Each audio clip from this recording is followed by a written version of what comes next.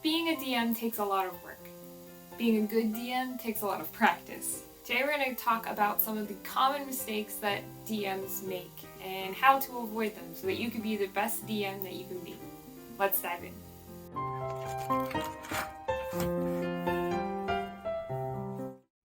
Mistake number 1.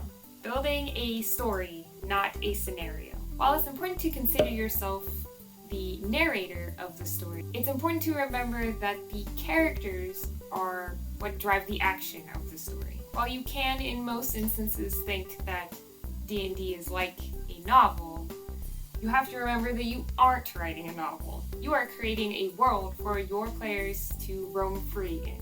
Your players will determine what characters do in your world and in the situations that you provide them. Don't get attached to any NPCs or villains. The players will determine which characters they interact with and which ones are important to the story. Not you. You just merely give them the opportunity to interact. Mistake number 2.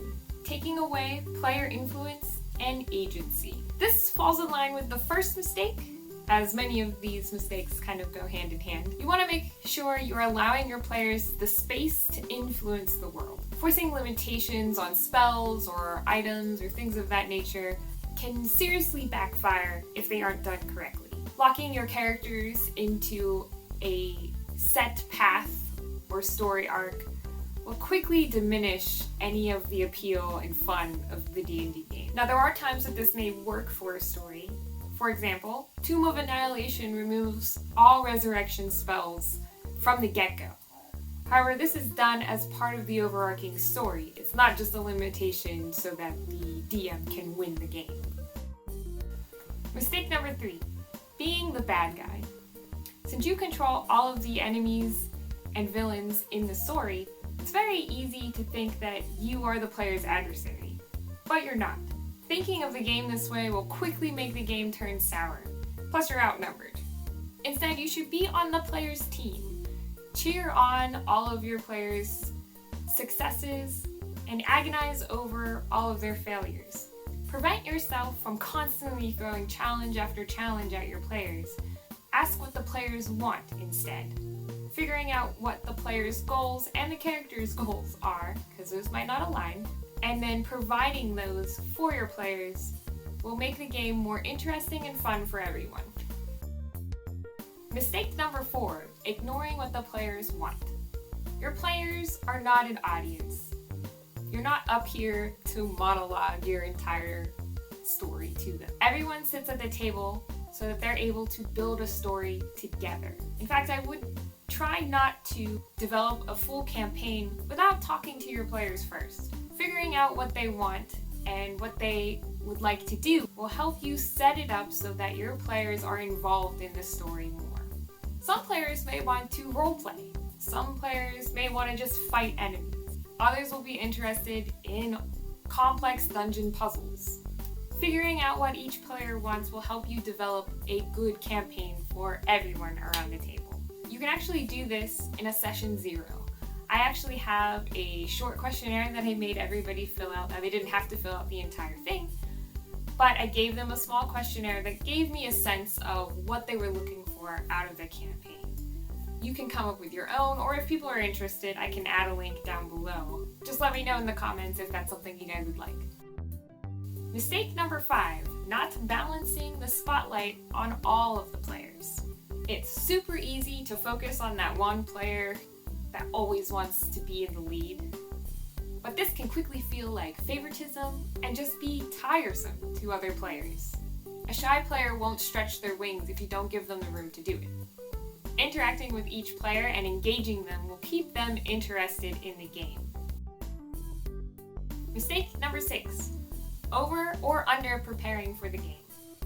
You can do as much or as little preparation as you want for your session, but you do want to find a balance. Too little preparation, and you can find yourself improvising so much during the game that you offer a lackluster game. Over prep, and that can lead you to DM burnout. Plus, let's face it, players will be players. They'll ignore everything that you prep for anyway. If you're looking for a resource that can help you with session prep, I recommend Sly Flourishes Return of the Lazy Dungeon Master. Now obviously I'm a really small channel and I'm not big enough for sponsors, so this isn't sponsored by them by any means. But I've honestly found that this has helped me cut down on preparation a lot. I'll leave a link below for both the video explanation as well as a link to purchase it on Amazon if you're interested.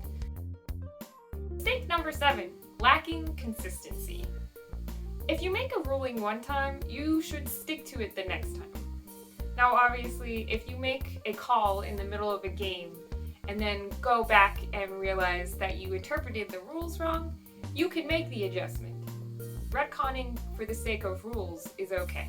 However, if you start to flip-flop, players will lose trust in you, and very quickly the game will become less fun for everyone. So the conclusion? You need to learn to let go of control. The solution to most of these mistakes is to simply learn to let go of your creation and let other people influence it. You and your players are at the table to create a story together. Allow that to happen. Flexibility is key to being a good DM. Alright, if you liked that video, please comment, like, and subscribe. We're getting closer to 100 subscribers, and if we hit 100 subscribers, I don't have to have whatever this is as my link. And we're only getting closer to 100 because some of y'all are super amazing. So keep sharing, keep asking others to subscribe. It really does help me out. If you're looking for a way to support my channel or support me, you can check out any of the cool D&D journals I have in my shop at cantripsmedia.com, or you can make a small one-time donation via Ko-fi. If you have anything else you guys want to see, let me know in the comments, because I always am looking for new ideas. I think next video on next Friday will be something about session 0, since I feel like that helped me a lot as a DM. I'll see you next Friday. Bye. Hello.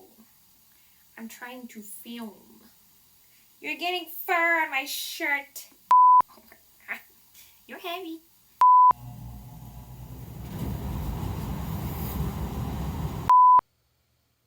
Yes, you're so cute. But that's my seat. I know. So exciting when Mama moves all the chairs.